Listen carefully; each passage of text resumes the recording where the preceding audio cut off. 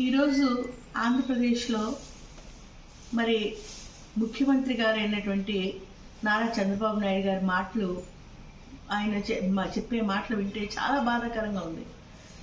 అంటే వైఎస్ఆర్సీపీ కార్యకర్తలకు కానీ ఏ పని చేస్తే ఊరుకోము, ఉద్యోగస్తులు చేయకూడదు, ప్రజాప్రతినిధులు వాళ్ళకి ఏ పని చేయకూడదు, పాములతో సమానం, పాములకు పాలు వేసినటువంటి వాళ్ళకి ఏమైనా పని చేస్తే పాములకు పాలు పోసినట్టు అనేటువంటి మాటలు తీవ్రంగా ఖండిస్తున్నాం.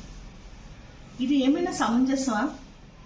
భారతదేశంలో ప్రజాస్వామ్యంగా గెలిచినటువంటి వ్యక్తి ముఖ్యమంత్రి హోదాలో ఉండి బాధ్యత గల పౌరులకి అందుబాటులో ఉండేటువంటి వ్యక్తి సీఎంగా ఉండి ఈ మాట్లాడడం ఏమైనా సమంజసమా, న్యాయమా?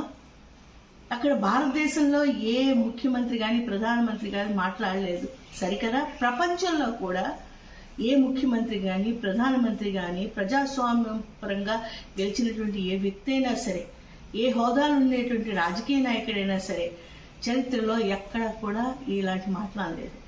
ఇలాంటి తప్పుడు మాట్లాడినటువంటి నారా చంద్రబాబు నాయుడు గారి వాళ్ళకి మాటలకు తీవ్రంగా ఖండిస్తున్నాం. ఈరోజు మొన్న జరిగినటువంటి బడ్జెట్ సమావేశం మరి ఇలాగే ప్రతి ఒక్క విషయంలో కూడా మేము విభేదాలు తీసుకుని వస్తే, మేము కూడా ప్రతి ఒక్క విషయాన్ని ముందుకు తీసుకుని వెళ్తే, ఇప్పుడు కూడా జగనన్న మనమంతా ఒకటి ఐకమత్యంగా ఉండాలి, రాష్ట్రాన్ని అభివృద్ధి పరచాలి, ప్రజల వికాసంతో ప్రగతిలో ముందుకెళ్ళాలి, అది జగనన్న బాటలో నడిచేటువంటి మాలాంటి వైఎస్ఆర్సీపీ కార్యకర్తలు కానీ నాయకులు కానీ ఈ చంద్రబాబు నాయుడు గారి మాటలు చాలా శోచనీయం, విచారకరం, తీవ్రంగా ఖండిస్తాం.